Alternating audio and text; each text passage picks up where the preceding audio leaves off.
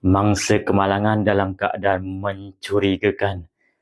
Kemarin viral kes dua pelajar lelaki perempuan sebuah politeknik ditemui tersepit dalam kereta sewanya lepas berlanggar dengan lori.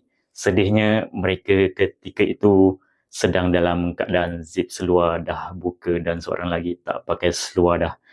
Niat nak seronok sementara akhirnya bawa padah. Bukan saja hilang maruah, tapi nyawa pun hampir melayang.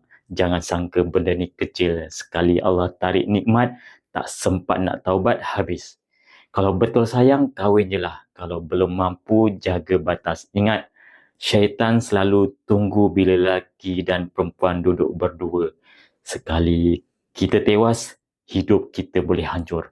Ambil iktibar daripada kes ni, jangan buat kesilapan yang sama. Jauhi zina, dekatkan diri dengan Allah, biar kita nampak kulut pada orang asalkan kita selamat dunia akhirat.